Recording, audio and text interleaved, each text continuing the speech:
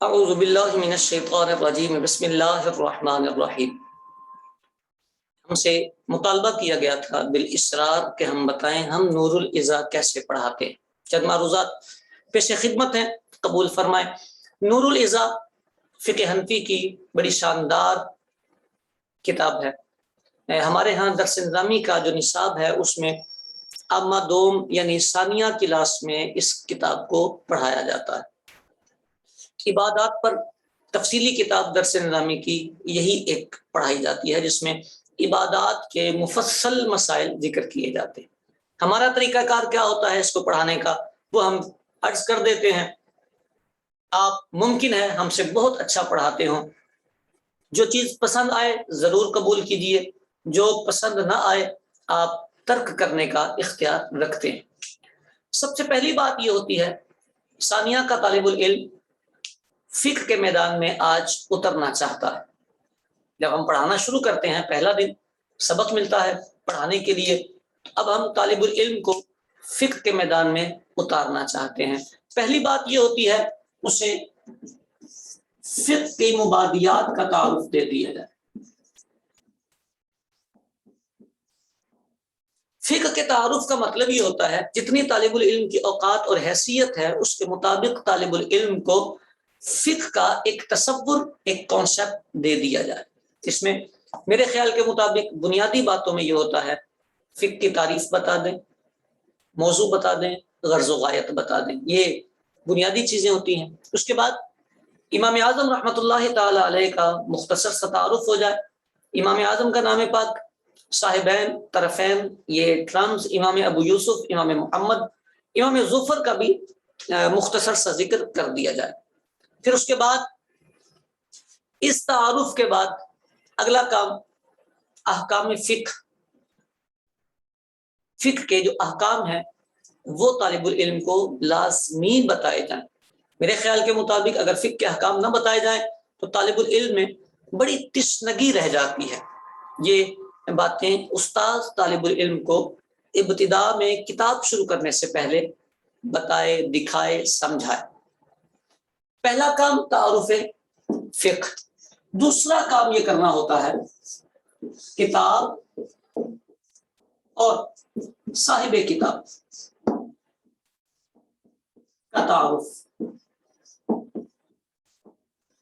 آسان سا کام ہے، کتاب اور صاحب کتاب کا تعارف۔ نور العزا فقہ کی کتاب ہے، اس میں کیا ترتیب ہے، کس طرح کے مسئلے ہیں، کیا چیزیں ہیں، یہ ایک اجمال طالب العلم کے ذہن میں بٹھانا ہوتا ہے، وہ لازمی بٹھا دینا چاہیے۔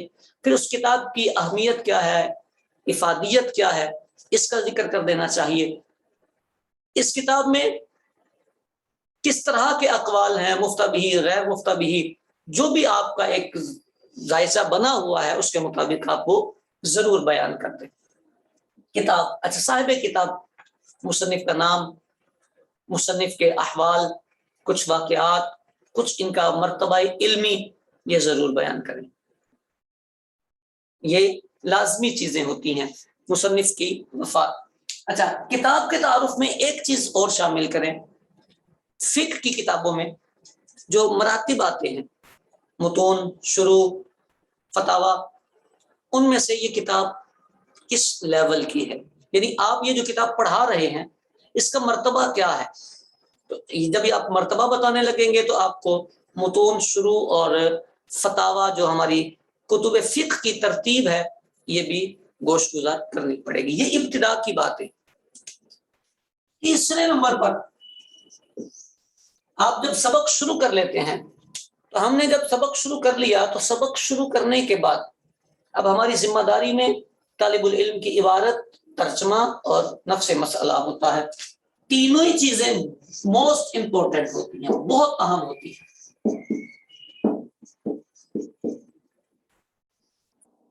اگر ان میں سے ایک بھی چیز کو ترک کر دیا جائے تو میرے مطلب اس کے مطابق طالب العلم تشنگی میں رہے گا، پیاسا رہے گا۔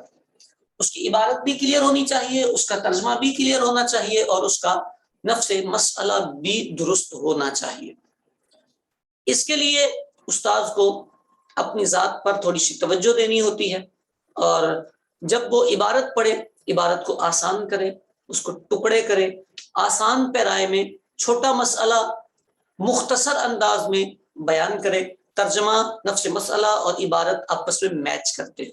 طالب العلم وہاں پریشان ہوتا ہے، یہاں تقریر میں تو استاذ دریا بہا دیے، لیکن ترجمہ کرنے پہ آئے تو وہ جو تقریر تھی وہ جڑ کے نہیں دیتی۔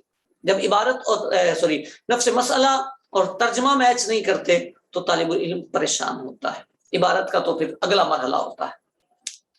ان تینوں چیزوں پہ استاذ کو رات میں باقاعدہ تیاری کرنی پڑتی ہے۔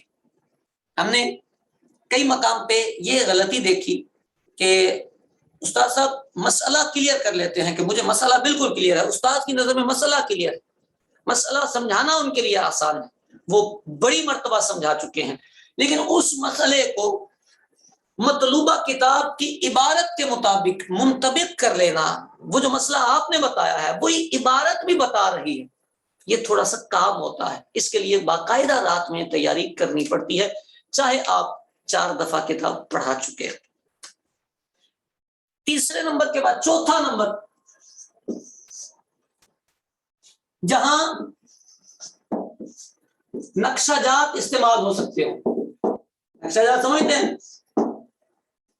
وہ بورڈ پہ جو نقشے بنائے جاتے ہیں، پانی کی 5 اقسام ہیں تو نقشے کی صورت میں 5 بتا دی جائیں، سور والی پانی کی بھی اقسام ہیں وہ بھی بتا دی جائیں، کنویں میں جانور گر کے مرنے والی صورتیں ہیں تو وہ بھی نقشے میں بتا دی جائیں۔ تو نقشہ جات سے طالب العلم چونکہ چھوٹا ہوتا ہے اس کے ذہن میں مسائل جلدی راسخ ہو جاتے ہیں، تو مسائل کو نقشہ جات سے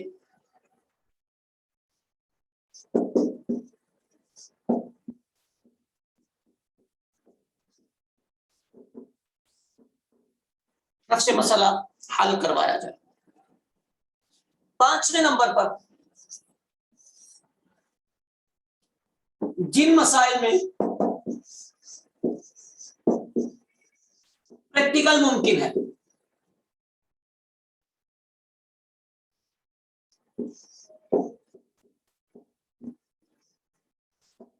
کروایا جائے، جن مسائل میں پریکٹیکل ممکن ہے لازمی کروایا جائے۔ آپ نے وضو سکھایا ہے تو وضو کر کے ایک مرتبہ چھٹی کے بعد اس طلبہ کے سامنے بیٹھ کے وضو کر لیں، چیزیں پکی ہو جاتی ہیں، ہماری بھی پکی ہو جاتی ہیں، استاذ کی بھی اور طالب العلم کو بھی اس سے بڑا فائدہ ہوتا ہے۔ جو چیزیں دیکھ لی جاتی ہیں وہ چیزیں بھولتی نہیں۔ اس کے بعد 6 نمبر پر کتاب میں آنے والی فقہی اصطلاحات،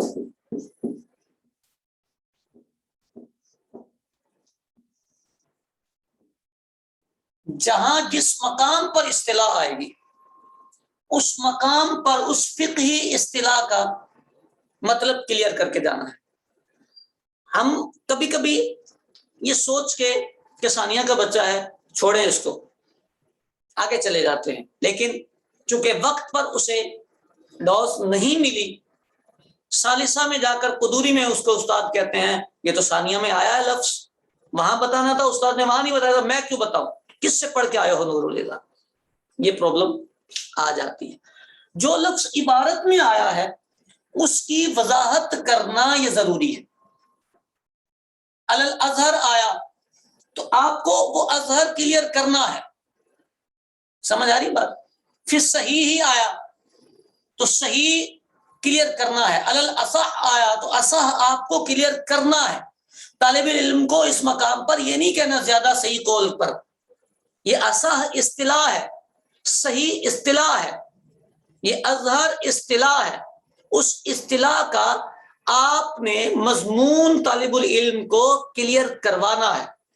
ظاہر الروایہ آیا ہے تو ظاہر الروایہ آپ نے کلیئر کروانا ہے۔ اگر آپ اس مقام پر ظاہر الروایہ کو گول کر کے چلے جائیں گے طالب العلم خالی رہے گا۔ مقام آیا ہے نا، سبق کا حصہ ہے یہ، آپ کو فقہی اصطلاحات اپنے مقام پر جیسے جیسے آتی چلی جائیں ویسے ویسے آپ کلیئر کرتے چلے جائیں۔ 7ویں نمبر پر جو غیر مفتہ بھی مسئلہ ہے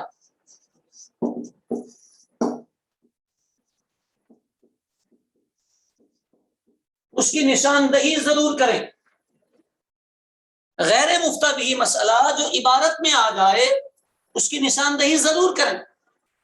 آپ نے بتانا ہے کہ یہ غیر مفتہ بھی ہے، اور اس کے بعد آپ نے مفتہ بھی قول جہاں سے بھی لیا، جو بھی لیا مفتہ بھی قول وہ بیان کرنا ہے. اور اس میں ایک اہم بات، وہ اہم بات یہ ہوتی ہے، اب آپ طالب العلم کو دو قولوں کے مابین لے آئے ہیں. ایک کتاب میں لکھا ہے، ایک آپ نے بتایا ہے بیٹے یہ کتاب والا قول مفتہ بھی نہیں ہے، یہ والا قول مفتہ بھی ہے. یقیناً ان دونوں کے درمیان کوئی وجہ ہوگی کہ آپ نے مفتہ بھی قول وہ کیوں لیا ہے. تو آپ اس کی کتاب والے قول کی وجہ نہ بتائیں، لیکن مفتہ بھی قول کی وجہ ضرور بتائیں. مختصر بتا دیں، آسان لفظوں میں بتا دیں، ثمرہ اختلاف بتا دیں، لیکن وہ وجہ طالب العلم کے ذہن میں آنی چاہیے. بھئی ایک قول چھوڑ کے دوسرے قول کی طرف ہم گئے ہیں تو کوئی تو ریزن ہوگا نا. تو مفتہ بھی قول کی وجہ ضرور بتائیں. اسی طرح جو مفتہ بھی قول ہے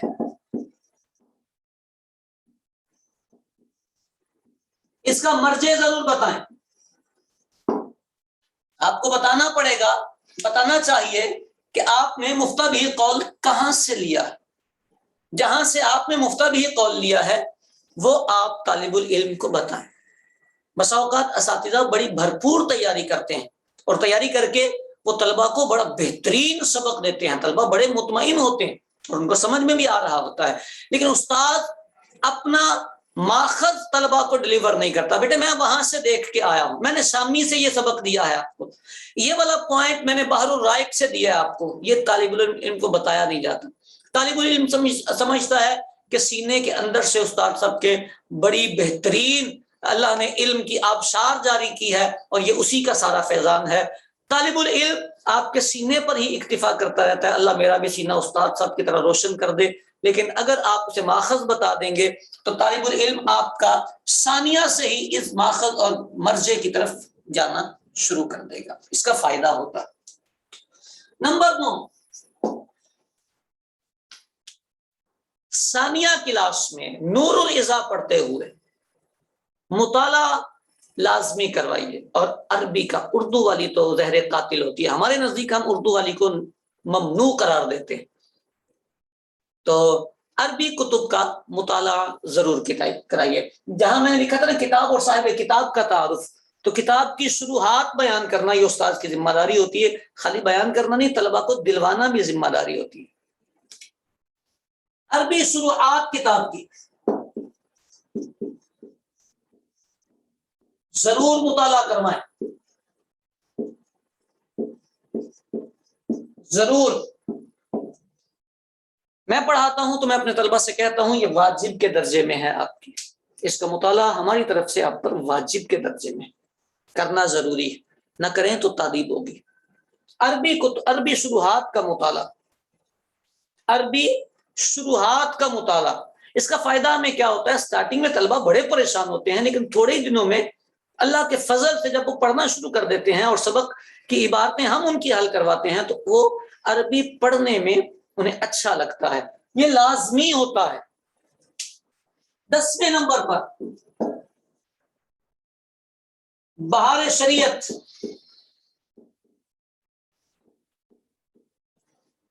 اس کو لازم رکھیں، اس کے بغیر گزارا نہیں. یہ طالب علم کا ذہن بھی کھولتی ہے اور مفتہ بھی اقوال سے واقفیت بھی دیتی ہے. بہار شریعت یوں کہہ لیں کہ بہترین نسخہ ہے نور العزا میں طالب العلم کو فقہی ذوق دینے کا.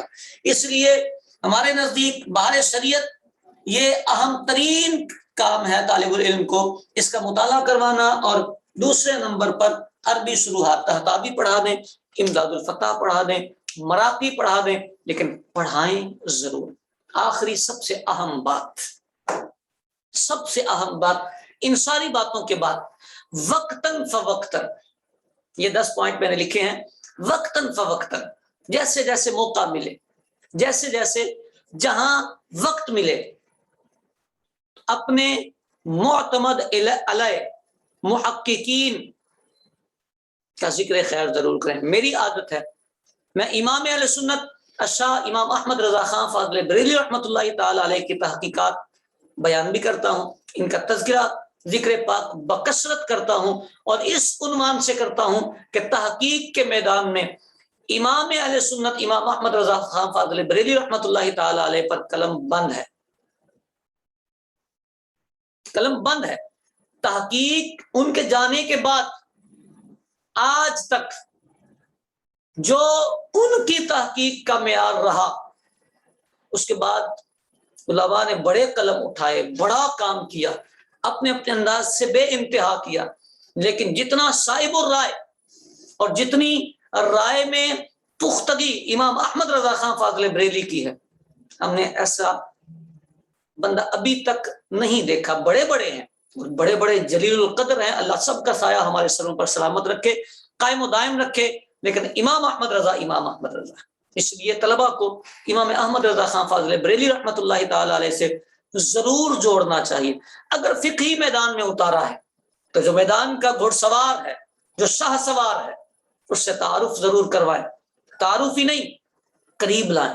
امام اہل سنت کی محبت، آپ کا فقہی ذوق، آپ کی فقہیات طلباء کو، جیسے تیمم کا باب آتا ہے تو میں وہاں ساری قسمیں نہیں بیان کرتا، لیکن طلباء کو یہ ضرور کہتا ہوں کہ فتاوی رضویہ شریف میں اس مقام پر امام اہل سنت نے اتنی قسمیں بیان کی۔ پانی کا بیان آتا ہے تو بیان کیا جاتا ہے کہ امام اہل سنت نے یہ بیان کیا۔ جہاں امام اہل سنت کی بات آتی ہے وہ لازمی کرتا ہوں۔ اس کا مقصد یہ ہوتا ہے کہ طالب العلم اپنی منزل سے آگاہ رہے، تحقیق کے میدان میں اترنا چاہے تو اپنا معلم، اپنا رہنما امام احمد رضا کو تسلیم کرے، اور کرنا بھی چاہیے۔ یہ سب سے اہم کام ہوتا ہے۔ چند معروضات پیش کی ہیں، امید ہے کہ پڑھنے پڑھانے والے تمام احباب کے لیے کارآمد ہوں گی، مفید ہوں گی۔ اللہ کریم ہم سب کو علم نافع عطا فرمائے، برکتیں عطا فرمائے، آمین آمین بجاہ النبی الامین صلی اللہ علیہ وسلم۔